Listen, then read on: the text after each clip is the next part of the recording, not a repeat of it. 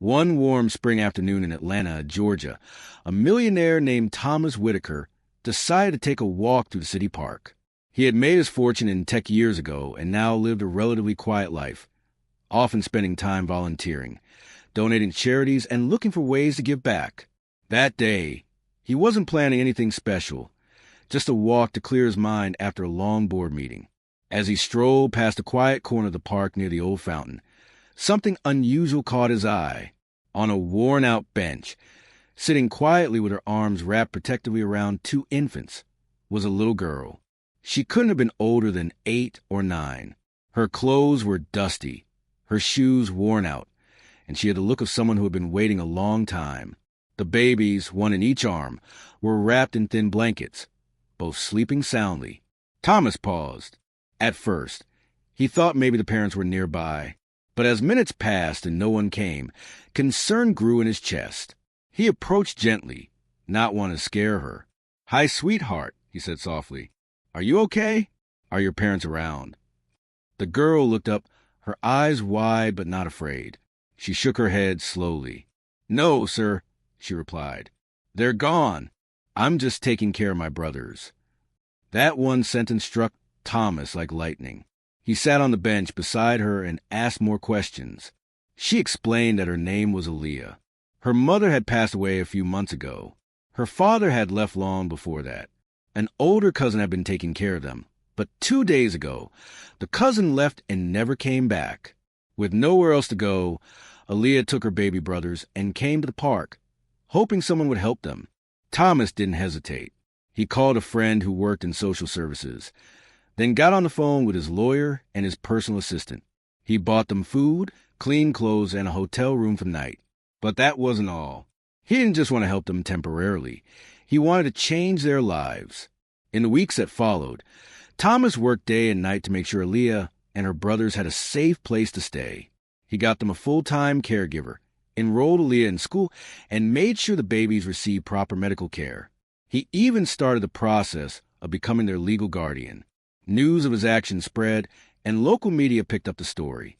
Some people were surprised. A wealthy man helping 3 abandoned children with no cameras, no press conference, no charity gala. But for Thomas, it wasn't about publicity. It was about doing the right thing. Months passed, and the transformation was clear. Aaliyah began to smile more, make friends at school, and even discovered a love for drawing. Her baby brothers were healthy, playful, and thriving. And Thomas, once a quiet millionaire known only for his business ventures, became something else entirely. A father figure, a protector, and a reminder that sometimes a simple walk in the park can change lives forever. As the seasons changed and summer rolled in, the bond between Thomas and the children deepened. What began as an act of kindness was slowly becoming a real family. Thomas wasn't trying to replace anyone in their lives. He simply showed up every day, made sure they were fed, loved, and safe, and gave them what they hadn't had in a long time: stability. Aaliyah would sit with him at night, curled up on a couch, asking questions about the stars, the cities he had traveled to, and how computers worked. She was smart, sharper than most kids her age, and Thomas noticed it quickly. He arranged for her to have a tutor who challenged her, nurtured her curiosity, and encouraged her creativity. When she said she wanted to be an architect someday, he smiled and promised to take her to see real buildings designed by women who looked just like her. The babies, Mike and Malik, grew stronger every day.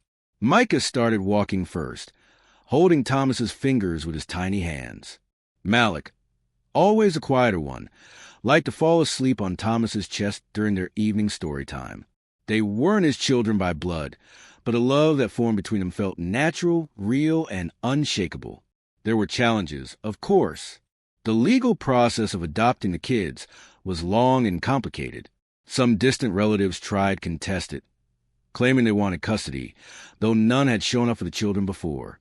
Court hearings were emotional, filled with testimonies from social workers, teachers, and even neighbors who had seen how Thomas had changed the children's lives. Through it all, he remained calm, patient, and focused on what mattered: the well-being of Aaliyah, Micah, and Malik. Eventually, the court ruled in his favor. The judge, a woman with tears in her eyes, told Thomas that she wished more people had his heart. With the final signatures on paper, Thomas became their legal guardian. And in every way that mattered, their father. He didn't stop there. Inspired by what had happened, Thomas launched a foundation in honor of the kid's mother called Safe Steps. The organization focused on helping children in vulnerable situations, those who slipped through the cracks, just like Aaliyah and her brothers almost had. He used his wealth, his influence, and his story to rally support, raise awareness, and build shelters with education centers, therapy programs, and family placement services. Aaliyah, now glowing with confidence and hope, spoke at the first event. She stood on stage in front of hundreds of people and told their story, not with sadness, but with pride. She spoke about the day in the park, the stranger who didn't walk by, and how her life changed because one person cared enough to stop. Years later, when people told the story of Thomas Whitaker, they didn't talk about his millions or his business empire. They talked about the park, the little girl, the two babies, and the man who saw them, not as a burden, not as someone else's problem, but as a second chance, a new beginning, a family, and that, more than all his wealth, became the legacy he was proud of. As time went on, life settled into a rhythm that felt like home. Mornings began with the usual flurry. Bottles for the twins, lunchbox packing, and Aaliyah telling Thomas which school shoes were cool and which were for babies. It became clear that Michael loved music. He would bounce and hum to anything with rhythm. Malik, quiet as ever, was more fascinated by colors and shadows. He'd sit by the window for hours, just watching how the light moved across the floor. Thomas had built nurseries for the twins in his house, each filled with books, toys, and cozy spaces where they could feel safe. For Aaliyah, he turned one of his guest rooms into a dream bedroom, complete with a reading nook, a drawing table, and a wall she could paint on. She filled that wall with sketches. At first, they were just stick figures, Thomas with his wild curly hair, her holding the babies, a son with a big smile. But as time passed, her drawings became more detailed, buildings with strong lines, parks with hidden benches, and even a dream house she wanted to design one day. One evening, she shyly handed Thomas a piece of paper. On it was a pencil drawing of a house surrounded by trees, with a big porch and swings hanging from the beams. "I want to build this when I grow up," she said, "and I want you to live in it." Thomas didn't cry often, but that moment brought tears to his eyes.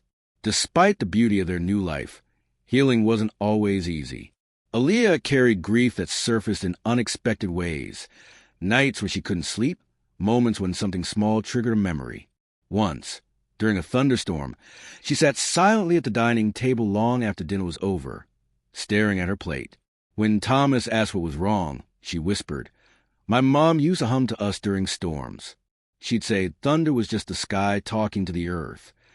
Thomas sat beside her, took her hand, and said, "Then let's listen together." And they did. They sat quietly until the storm passed.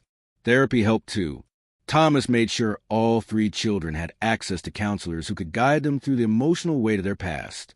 Slowly, the cracks began to mend. Aaliyah learned to speak her truth. Micah and Malik learned to trust new people. And Thomas, he learned how to be the kind of father who didn't need to have all the answers, just the patience to stay present. One summer, Thomas took them on a cross-country road trip in a custom RV he had renovated just for them. They visited museums, parks, mountains, and beaches. Aaliyah kept a sketch journal the whole way. In Colorado, she drew the Rockies. In Arizona, she drew the Grand Canyon with tiny figures standing at the edge, one holding a baby in each arm. That night, around a small campfire, she said, "I think we were supposed to find you. Like, the universe made it happen."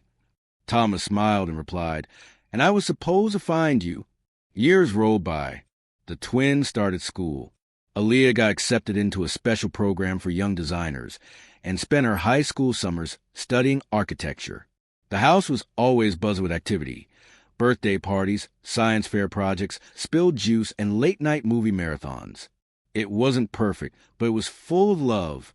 When Aaliyah turned 18, Thomas threw her a celebration in the very same park where they had first met.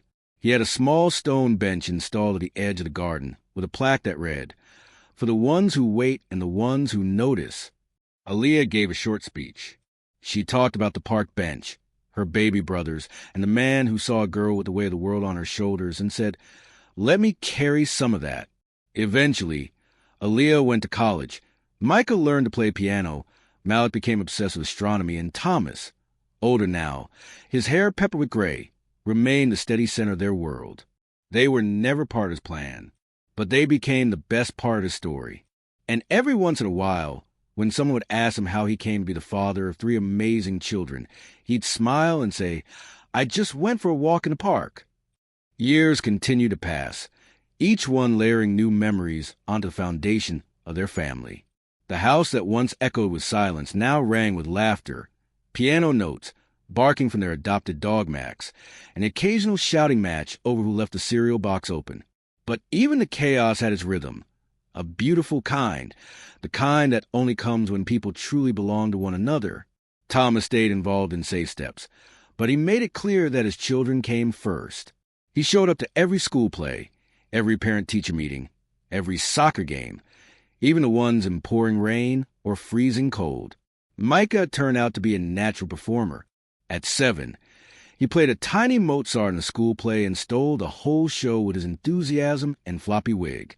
Malik, ever the thinker, was more reserved but had a curiosity that never turned off. He once stayed up all night trying to build a cardboard model of the solar system. Thomas helped him, gluing Saturn's rings with toothpicks and tape at 2 a.m., both of them giggling like children. Aaliyah would come home from college during breaks, always with a new sketchbook, always with stories. She studied hard, got internships, made friends from all over the world, but she never forgot where she came from. "Home is still that park bench," she once wrote in an essay. Only now, the bench comes with hugs, with bedtime stories, with people who never left. For her final college project, Aaliyah designed a community center. She called it The Porch, a place meant to feel like the front steps of a safe home. It included a daycare, free tutoring rooms, and transitional housing for families in crisis. She presented the model at a national design competition. When the judges asked who inspired it, she told them about her mother, her baby brothers, and the man who sat beside her on a bench without asking for anything in return. She won. When she graduated, Thomas was in the front row, crying behind his sunglasses. Micah played the piano at her graduation dinner, and Malik presented her with a handmade model of the porch, complete with a tiny figure Thomas, seated on a little bench. After graduation, Aaliyah came back home for a while, working with Safe Steps as a youth advisor. She helped design shelters that felt less like institutions and more like sanctuaries. She even led the redesign of the original Atlanta park, where their story began. Under her direction, they added covered seating, warm lighting, and a community garden. In the center, where the old worn-out bench used to be, she had a new one installed. This one was crafted from reclaimed wood, and etched into the back were the words, "Kindness is a beginning. Family is what you build after." Eventually, Aaliyah moved into her own apartment, not far from Thomas's home. The twins were in middle school by then. Mike is still chasing his musical dreams, and Malik still asking the big questions like, "Do you think time is real or just something humans made up?" One chilly autumn afternoon, Aaliyah dropped by unannounced, holding a warm apple pie and a sketchbook. They sat in the backyard, watching Max chase squirrels, and the twins build something questionable with duct tape and lawn chairs. Aaliyah flipped open her sketchbook and handed it to Thomas. Inside was a drawing of a house, elegant and modern, surrounded by trees. It had large windows, a wide porch with hanging plants, and 3 bedrooms. But what caught Thomas's eye was a smaller detail. A bench drawn near the front garden, beneath a flowering tree. "I'm ready to build it," she said quietly. "And it's ours. For real this time." Thomas didn't say much. He just nodded, pulling her into a hug that said more than any words could. By then, people knew their story. It had been told in newspapers, podcasts, even a short documentary. But the way they lived their lives was never about the attention. It was about that first day, that one moment, when a man saw a girl in need and decided to stop. And that choice, simple, human, compassionate, had blossomed into a legacy, not just of wealth or charity, but of love, resilience, and quiet miracles. Because sometimes the most life-changing stories begin when you choose to sit down, listen, and stay. Construction on a house began that spring. It was located just outside the city, on a quiet piece of land with tall trees, open skies, and enough space for the twins to build all the wild backyard contraptions their imaginations could dream up. Aaliyah oversaw every detail of the build, not just as an architect, but as a daughter crafting a home meant for memory making. She designed it with love. Wide doorways for easy movement, shelves low enough for kids to reach, a music room for Micah, and a small observatory dome on the roof for Malik. Her own room was modest, but had a corner window where the afternoon sun hit just right. Thomas's room was on the first floor, close to the library and kitchen, with a private study that the kids often invaded during family game nights. The house was completed in late summer, and on the first night they moved in, they didn't bother unpacking everything. Instead, they sat on the porch, passing around plates of homemade spaghetti and laughing about how Micah got stuck inside a cabinet during the move. Thomas looked out at his children, Aaliyah with her calm wisdom, Micah dancing to music from a portable speaker, Malik laying on the grass with a telescope already pointed at the sky, and he felt something that went beyond pride. It was peace. In the years that followed, that home became a living journal of their journey. The walls collected photos, handprints and paint, and scuff marks from sock races down the hall. Every inch held a story. Aaliyah continued her work with Safe Steps and later started her own design firm focused on ethical housing. She hired people who came from hardship, former foster kids, single moms, young adults who just needed a chance, and trained them in design and construction. Micah's music took him places. He was accepted into a performing arts school and later began composing his own pieces, some of which were inspired by lullabies their mother used to sing. He told Thomas once, "Even if I play in concert halls, I want to come home and play here, where it started." Malik, true to form, remained a quiet explorer. He won a National Science Scholarship at 16 for his work on light pollution, and once wrote a paper about how stars don't disappear in a day. We just stop noticing them. Thomas framed that line and hung it above the observatory entrance. Though they each grew into their own lives, they never truly left home. Weekends were filled with visits, Sunday dinners, loud board games, and late-night walks under the stars. When birthdays came around, they always celebrated together, even if someone had to fly in or join by video call. And every year, without fail, on the anniversary of the day Thomas first found them in the park, they returned to that very spot. They'd lay flowers on the bench, sometimes write letters to their mother, and sit for a while just like they had years ago. Aaliyah would always place a sketchbook there with a note that read, "To whoever finds this, your story isn't over. You matter. Sit, breathe, hope." Others started to leave notes too.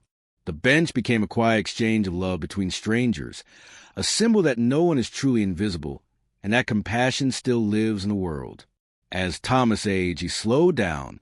His hair turned silver, his hands a little stiffer, his steps slower. But his heart remained constant. Even when the world seemed faster, colder, or more distracted, he held to the same simple truth that had led him all those years ago. Pay attention. Stop when someone needs help. Stay when you're needed. One autumn evening, as the sun dipped low and golden leaves fell in slow spirals, Thomas sat on the porch, wrapped in a blanket, sipping tea. Aaliyah sat beside him, flipping through old photo albums. Micah was playing soft piano music from inside, and Malik was on the roof, pointing out Jupiter to a visiting cousin. Thomas looked out his family, not a family born of blood, but of choice, of love, of quiet resilience, and said softly, almost to himself, "It's a good life." Aaliyah smiled, resting her head on his shoulder. "It's the best life." And in the gentle hush that followed, filled with music, stars, and memories, the man who once walked alone in a park knew, without a doubt, that he had changed the world, not by building empires, but by building a home. One step, one heart, one family at a time.